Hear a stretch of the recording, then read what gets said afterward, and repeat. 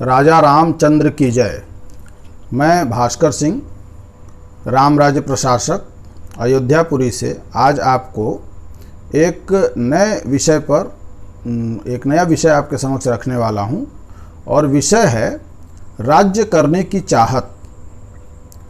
देखिए, हमारा राज्य भारत में कब से नहीं है, तो जब से पृथ्वीराज चौहान हार गए या उनकी सत्ता चली गई, तब से हमारा भारत में शासन नहीं है। छिटपुट शासन रहे हैं, एक छत्र शासन हमारा नहीं रहा है और लगातार हमारी सीमाएं भी सिकुड़ती गई हैं। अब हम दोष देने के लिए दोष दे दें कि भाई मुगलों ने हमारे ऊपर ऐसे अत्याचार किया, ऐसे आक्रमण किया, अंग्रेज़ों ने हमारे साथ ऐसे किया, वैसे किया, दुनिया भर की हम बातें कर सकते हैं। परंतु एक प्रश्न ये है हमारे समक्ष कि हमारी राज्य करने की चाहत कभी एक छत्र क्यों नहीं हुई।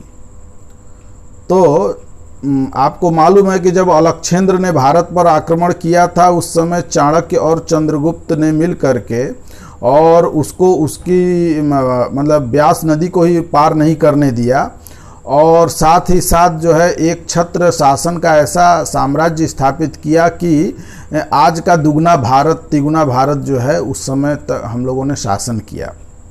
परंतु कालांतर में कुछ ऐसे आक्रांता संप्रदाय उत्पन्न हुए, विशेष करके यरूशलेम और आसपास के क्षेत्र से, जिनको आप इस्लाम, ईसाईयत इत्यादि के नाम से जानते हैं।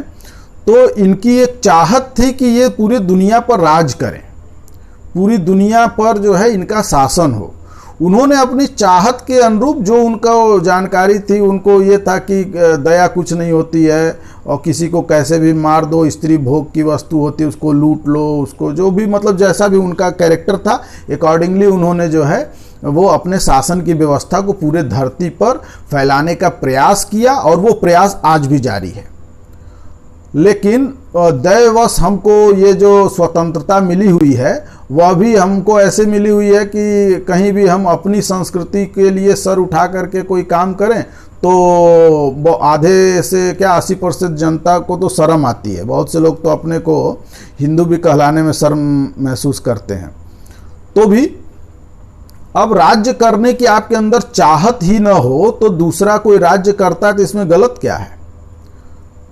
तो मैं इस बात को आज आपके समक्ष यही रखना चाहता हूं कि देखिए, राम राज्य प्रशासन एक प्रयास कर रहा है कि पूरे विश्व की शासन व्यवस्था, चूंकि हम पूरे विश्व के शासक थे और विश्व का पूरे शासन की प्रणाली हमारी थी, अयोध्या पूरे विश्व की राजधानी हुआ करती थी, तो उस व्यवस्था को हम फिर से धीरे धीरे जागृत करें, अपने भुजबल से, अपने बाहुबल से, अपने बुद्धि बल से, अपने व्यापार बल से, अपने श्रम बल से, अपने आध्यात्मिक बल से, अपने वंशों की अपने उसी अनुकूल वृद्धि करके हम भी चाहें तो पूरे विश्व को शासन को राम राज्य के अनुकूल, यानी एक ऐसा शासन जहां किसी को कोई दुख न हो, इस तरह का शासन, चूंकि हमारा चरित्र उसी तरह का है तो हम उस तरह का प्रयास कर सकते हैं। तो हमको उसकी चाहत भी रखनी पड़ेगी।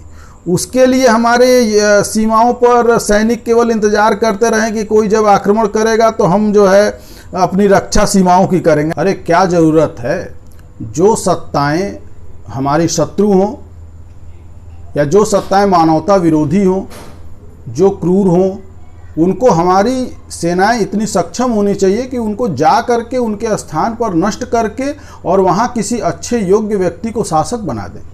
और यही प्राचीन काल से हम करते आए हैं। यही हमारे आप पुरातन व्यवस्था हमारी देखेंगे तो हमारे राजाओं की ऐसी ही व्यवस्था थी। ऐसा नहीं है कि बगल में सदियों सदियों तक शत्रु हमारा जो है आनंद भोगता रहे और हमको कष्ट देता रहे और हम अपनी सेना को लेकर के और सीमा की सुरक्षा करता रहें।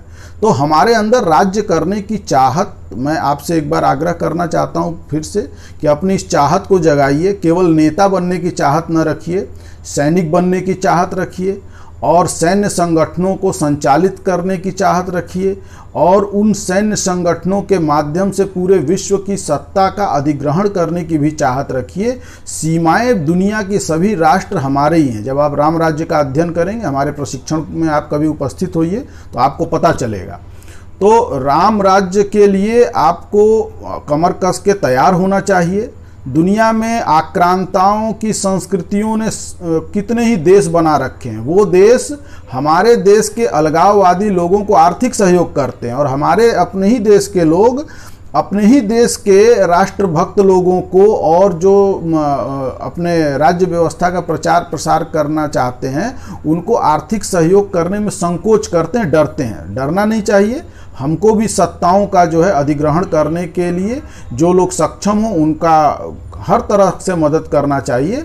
वैधानिक और अवैधानिक ये तो सत्ताएं तय करती हैं, परंतु जो धर्म है वही सत्य है और राम ही सत्य है और उन्हीं का राज्य सत्य है। उसके लिए हमको निरंतर प्रयास करना चाहिए।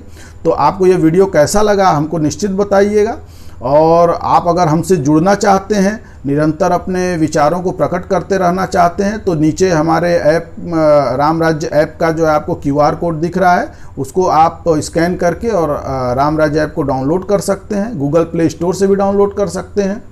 इसके अतिरिक्त अगर आप किसी प्रकार के हमारे इस अभियान को चलाने के लिए आर्थिक सहयोग करना चाहते हैं तो पेटीएम का QR कोड दिया हुआ है। तो आपके अंदर राज्य सत्ता को विस्तृत करने, राज्य सत्ता को प्राप्त करने, स्थापित करने इत्यादि की आकांक्षाएं प्रकट हों, इसी आशा और विश्वास के साथ राजा रामचंद्र की जय।